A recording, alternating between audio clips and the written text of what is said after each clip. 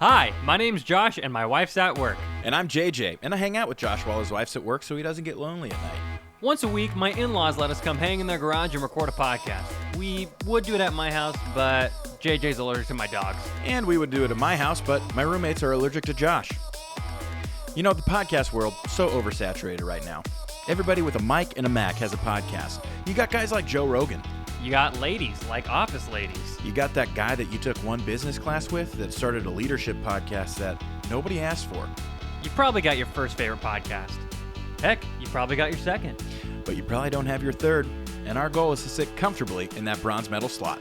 So without any further ado, welcome to your third favorite podcast.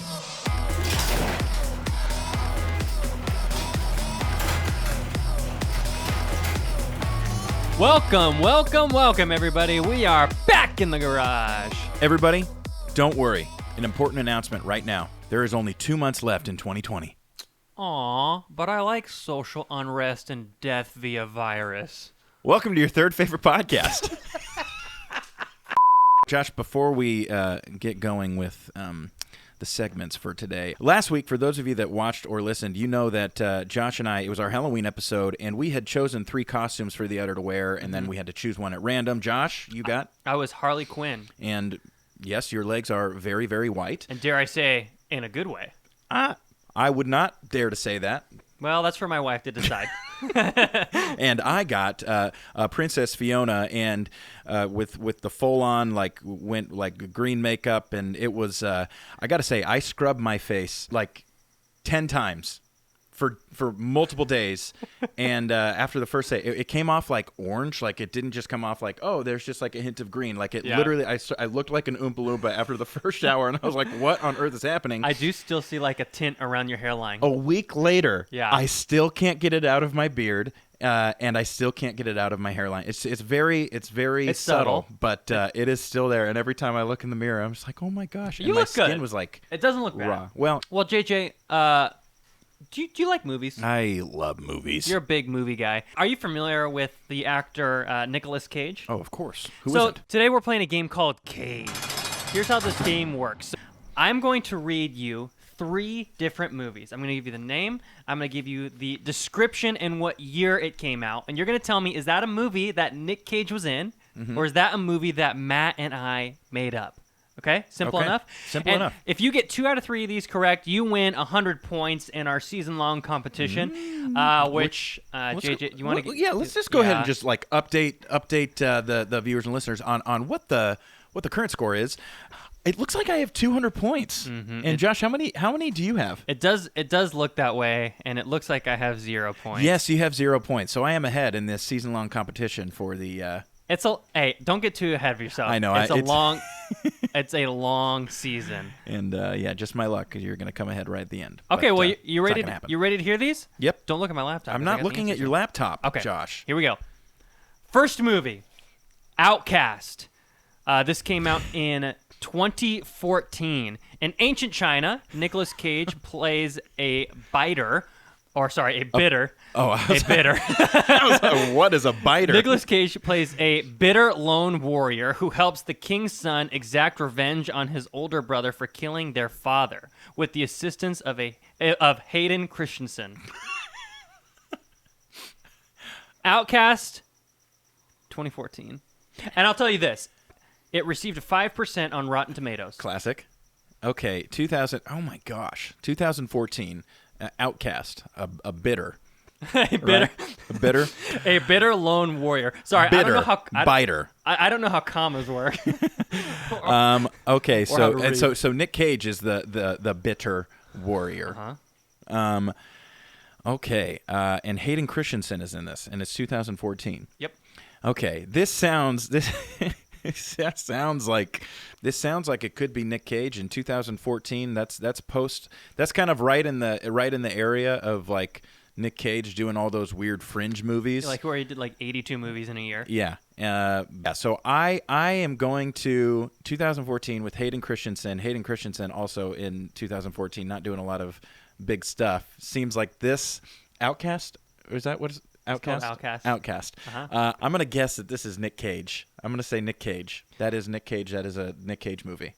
You are correct. That is a Hey! Nick Cage movie. A little bit about this film. It never received a theatrical release in the United States, but would not assume so. it earned about $4.8 million worldwide, and Hayden Christensen sprained his ankle twice during production. Well, that is a nice fun fact. And this was never released on DVD. Perfect. Okay. All right. Okay, number 2. Carbon Copy. In 2007, Nicolas Cage plays an international spy who wakes from a coma to discover that the leader of a terrorist organization has cloned him. Now he must escape and stop the alternate version of himself from infiltrating the FBI and stealing all of America's secrets before it's too late. This received a 49% on Rotten Tomatoes. Carbon Copy. Carbon Copy from 2007. This one sounds almost too crazy to be real. But I also have a weird feeling that it is real. Wow, that's a toughie. That's a toughie. So it's kind of like Bill and Ted 2 in a sense, where Bill and Ted have to create the good robots to defeat the bad robots. So for all those huge Bill and Ted 2 fans. Station. I'm gonna guess that is oh gosh. I'm gonna just go out on a limb and say Nick Cage. You think that is real? I think it's oh gosh, I think it's real. I hope it's real. No, I don't think it's real, but I think it's. I think I'm gonna say Nick Cage. It's a real Nick Cage. It's real. You are incorrect. Matt wrote that one. He got you. He got me. However, this does seem like a good movie. I feel like I would want that movie to be made, and I would want Nick Cage to be playing it. Yeah, Nick Cage. All right. Well, let's text us. And then, okay, so you have to get this last one correct in order to win the points, or else I win the points. All right. Lastly, 3, adaptation. Nicolas Cage plays a depressed screenwriter suffering from writer's block. His twin brother, also played by Nicolas Cage, offers to help him write a new movie adapting a popular novel together. But when they discover the author is having an affair, she ends up kidnapping him. This got a 91% on Rotten Tomatoes. Yes, I believe this film also might have been either nominated or won an Oscar, because that is 100% a Nick Cage movie. How do you know for a fact? Because we had to watch it in film school. So, should I just put the points on the board? Yeah, you're right. That is a Nick Great Cage. movie. Yes. Great movie. That is a Nick Cage movie. You win 100 points.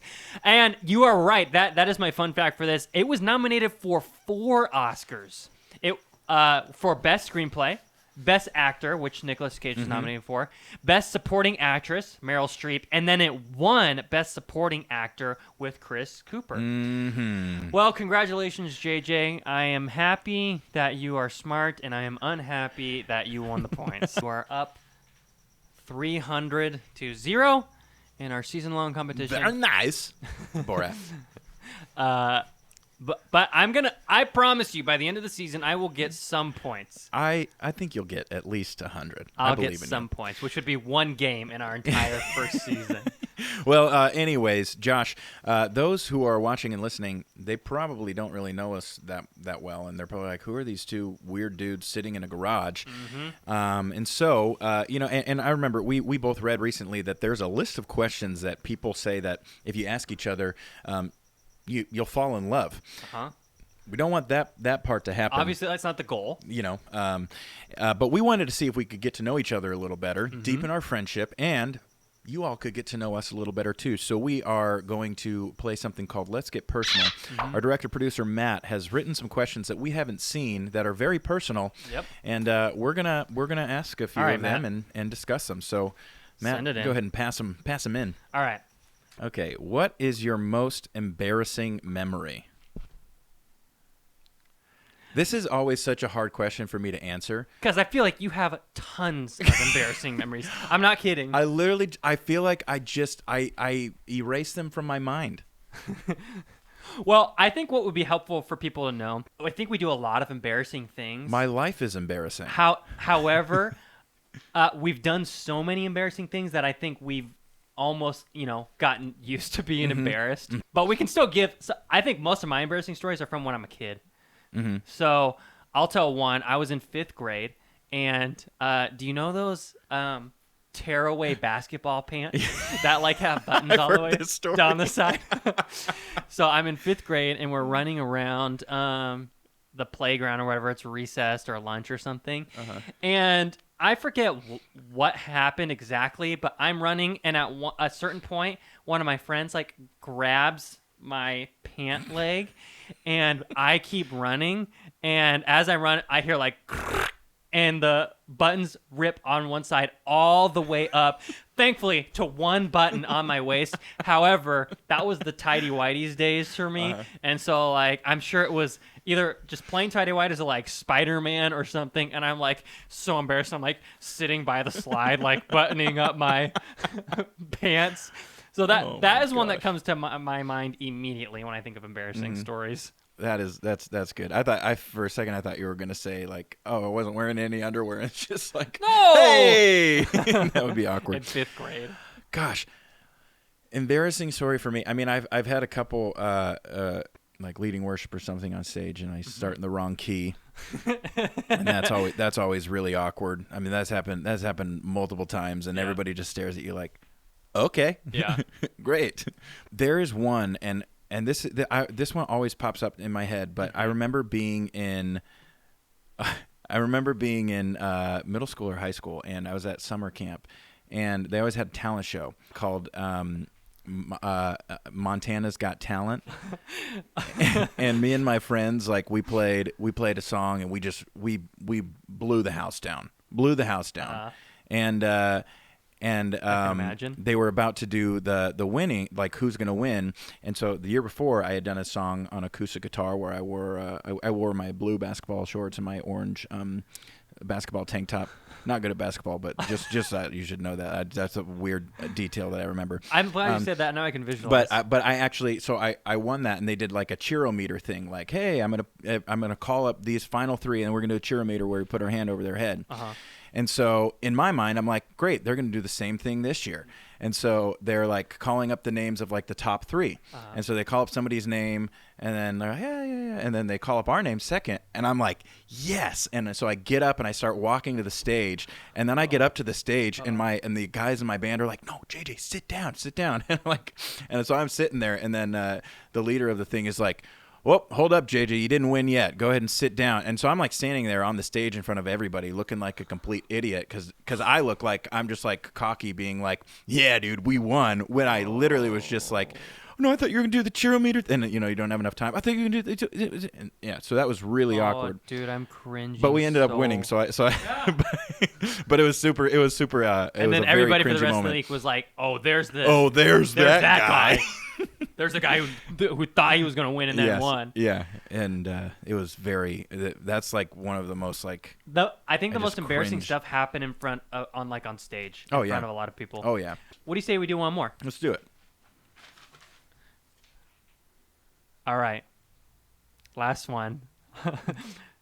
Take us through your first kiss.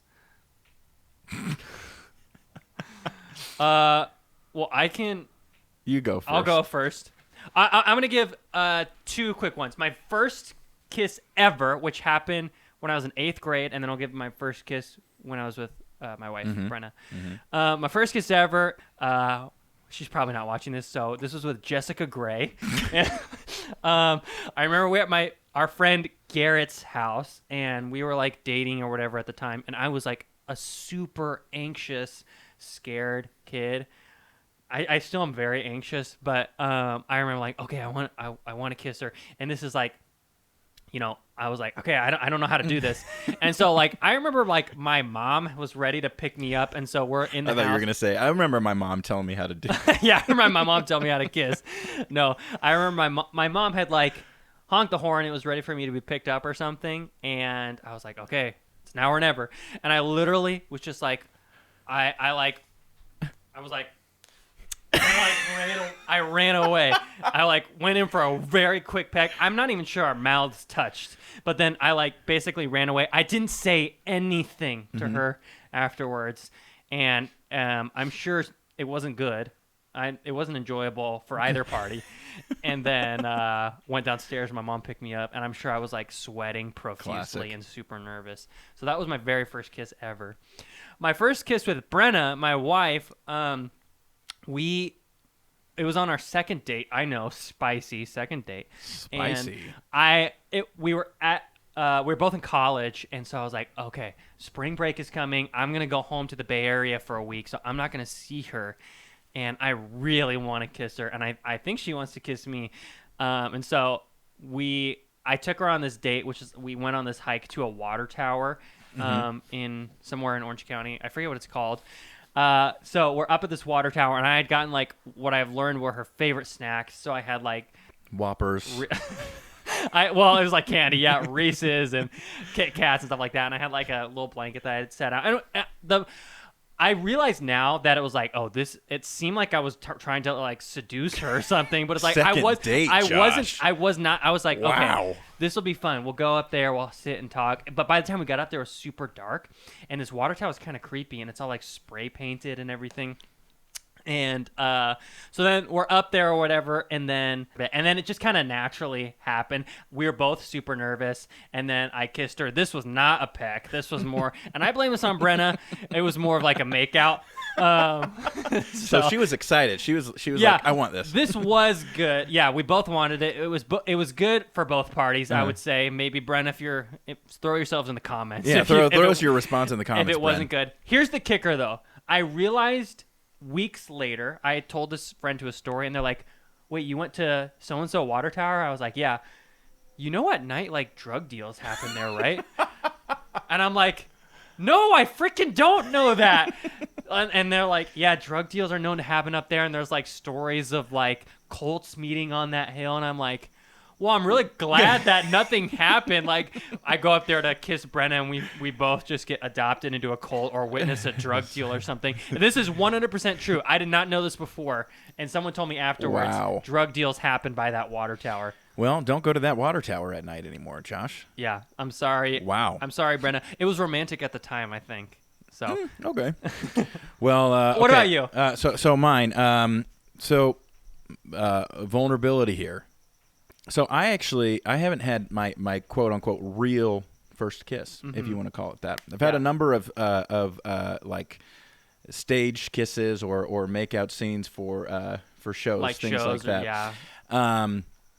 I remember there was two. I mean, cheek kisses. There was my when I was like 6. My neighbor who lived across the street. She was it was like around Easter, and so we had a bunch of jelly beans that spilled on the floor. So she's in my garage picking up jelly beans. What was and her my name? sister, Jasmine. Jasmine. My sister dared me. She's like, JJ, I dare you to go kiss Jasmine on the cheek. What sister was this? This was my sister, Kristen. Kristen. Who, You dirty fun fact- dog, Kristen. Fun fact: Kristen is a photographer, and she photographed Josh's wedding. Yes, It's very fun. Kristen and her husband photographed me and Brenna's wedding. So I was on my roller skates. I roller skated down, and I kissed her on the cheek. When I was a in visual. when I was in I don't remember if I had a girlfriend for a day in 8th grade, Keela. And Keela and I, we dated for a day, and at track practice, we held hands, and I think kissed her on the cheek. I don't remember, but I know we definitely held hands as we were running the mile. So it was very awkward. Probably your slowest and mile sweaty. ever. Yeah. And then the first like makeout scene I did on a film, the director told me, hey, go in and hold on to it as long as you can. But he told her, hey, go in just for a quick peck. Wait, what? Go in for a quick peck. And so it's like, because it was a comedy film.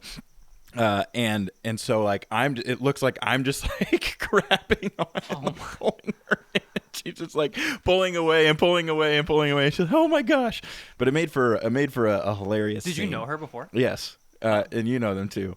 Do you want to say or no? It was Emily Browning and Jordan McKinney was the director of the short Pong Legend of the gosh. Ping. Emily, I'm so But sorry. yeah, that was very funny. Emily and I have laughed about that multiple times. I've actually heard Emily talk about that before. So I don't remember if she talked about it in a good way or I know, probably not a good way. It's probably like odd. Did you like Very it? uncomfortable. I mean, yeah, of course. You heard it here first, Emily. JJ liked kissing you. Well, those were our questions. Those are our questions. I feel like it did get personal. This was a nice change of pace. Yeah. Let us know if you guys like this, because if not, we'll just we'll put on the characters. You don't even know who we actually are. Well, you mentioned your sister Kristen, which reminds me, you had a conversation with her recently, Yes. right? Well, my sister Kristen, she's pregnant right now. She's gonna have a baby girl. And also, fun fact, my nephew, when my sister asks, "Hey, what do you want to name the baby?" he says Fred. My sister Fred. So that's just a little fun fact. He's the cutest. I hope they follow through with that. Yeah. So I have 4 older sisters, and they all have had multiple kids, and they always talk about the pain of labor and how bad it is. And I'm just like, you know what? Can't be that bad, right? Yeah. I mean, you guys keep having babies. Yeah. Obviously, if it was that bad, why would you keep doing it? That brings us to a segment we call Tryhards, where we try things we've never done before. And today we are trying a labor simulator. And so yeah, we did some research on the old Google on how to do this, and saw a lot of other people do it, and it looks like it's gonna be fun. Fine. Yeah, it's going to be fine. You know? And so if you want to see us try something specific in a future segment of Tryhards, go ahead, drop that in the comments. Let us know, but we're going to grab these. Oh, and a note, I will be controlling JJ's labor simulator, and he will be controlling my labor simulator, so it's even. Should we just put them on ourselves? Yeah. Oh gosh. So we got 4 pads here. Why do we do 4? Because you gotta get the real experience of it. Oh gosh. This is gonna. My in-laws are inside the house right now, so I'm wondering what they're gonna think of the shrieking. Here's the thing. I know that women have a higher pain tolerance than men. Yeah. Well, we'll see. Yeah, probably though. But we can do this. Oh gosh. Okay, I'm nervous. First off, What's the name of your baby? Fred. Your Fred. You got Fred that you're trying to birth. And what's yours? My baby's name is Jasmine. Jasmine. Okay, we're turning these on now. Okay. I'm gonna go on A, on +1. Ready? Yeah. 1, 2, 3. I don't feel anything. Oh wait. Oh. Okay. It feels like somebody's just like gently tapping on my belly. It feels like pins and needles right now. Should we go up to 2? 2. Okay. 1, 2, 3. Okay. Wait, did you actually? Wait. Hey. I went up to 2. That's all I did. It's all it's 2. That's all I was doing. You're on 2 on both sides. Okay. Yes. Hold on. That's what we're supposed to do. Okay. I'm on 2 on both sides. Honestly, right now we're low. Okay. Let's just go up to 4 on both sides. Okay. Wait. How are you feeling now? Yeah. I just want to get this done with. I honestly don't feel like it's that bad. It Yeah, I feels don't like a feel little like it's that massage. bad. Okay. Up to 3. Up to 3. Not okay. All not right. 4. Okay. Up to 3. Oh, frick. Okay. It's starting to hurt. All right. Okay. There's that. Oh, that's just a strange feeling. Oh. Feels like something's inside of me moving around trying to get out. Oh crap. Okay, all right. Wait. I understand why it's the labor pain simulator, because it's like going and then it's stopping. Okay. Up to 4. Up to 4. Oh frick. Why are you laughing, dude? It's kind of tickled. It's ooh. I honestly feel like I'm like keeling, like I'm involuntarily like going forward. Let's go to 5. Oh, okay, up to 5. Ow! Okay. No.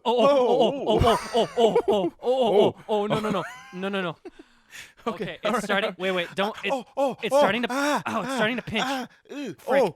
All right, dude. I think that's like.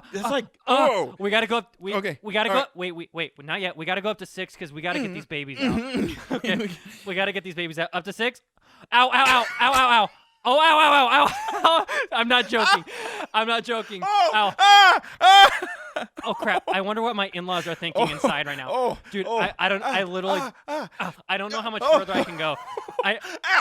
Oh, did you go up more? No, not yet. Okay, up to 7. Okay. Ow! Oh gosh, I actually don't. Okay, I think I might be done soon. Oh. ow, ow. I'm clenching so hard I said right go now. to 8. Go Okay, to 8. up to 8. Ah! I don't know how much longer I can do this. I'm being serious right now. I'm not saying my safe word yet. Oh! Okay. I need to get this over with. We're at 8 right now. Let's just go all the way up to 10. Okay. Oh, ow, ow, ow. Ow, Ah! ow. Asparagus, Rhubarb! Oh. Ah! Oh!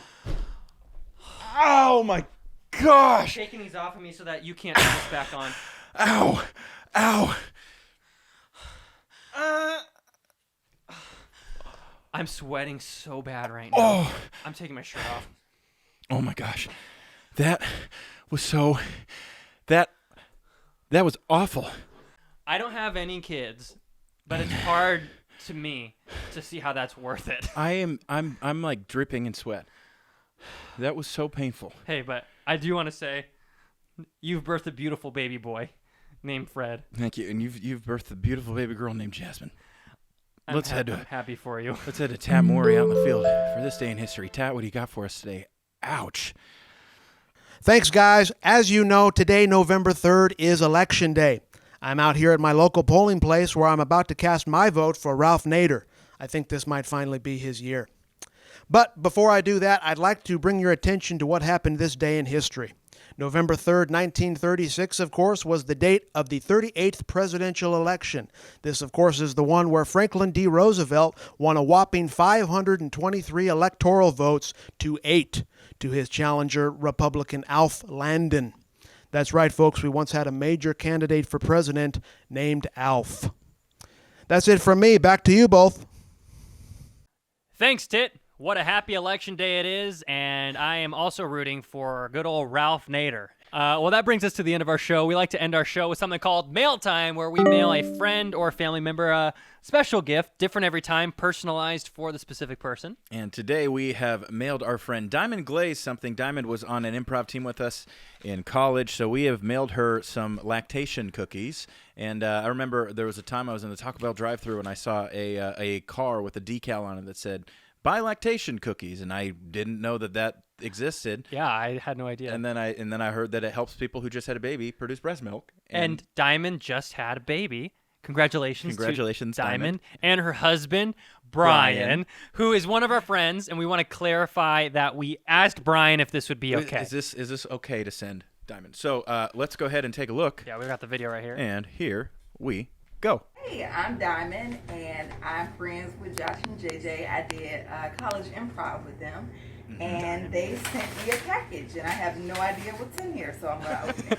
Well, just wait, Diamond. Coronavirus. Yeah, Disinfect your packages, people. Uh-huh. air it out a little. Okay.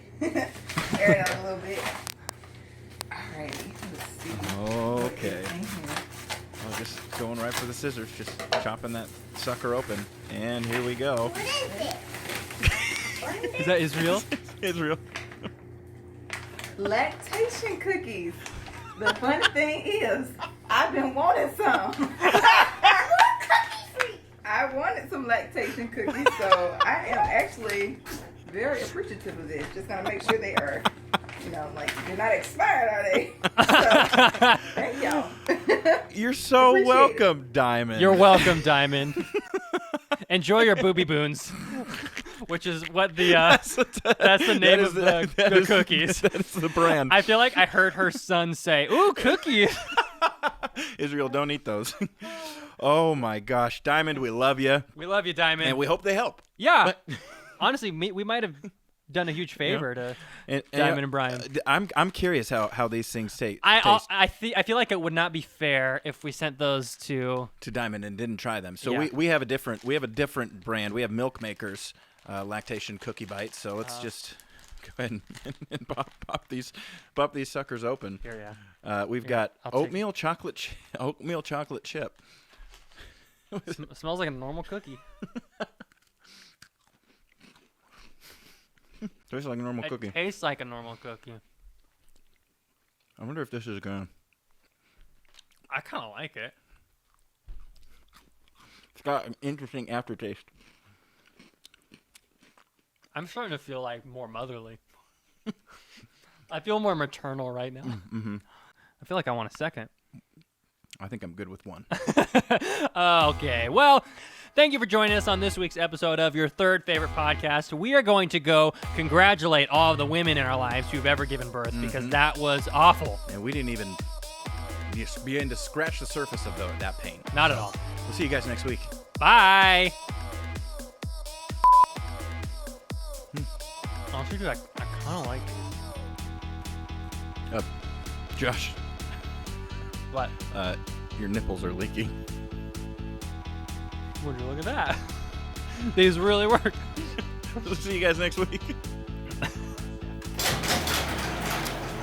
You know, JJ, one thing we forgot to do in the first 2 episodes is tell people to like and subscribe to our YouTube channel. Oh, that's right. We forgot to do that. And then, it really helps. Really helps us to be able to make more. I know, I want to keep making these, but, I mean, it's too late to ask them to subscribe to the channel now. Well, we'll remember in the next few weeks, won't we? I'm sure we will.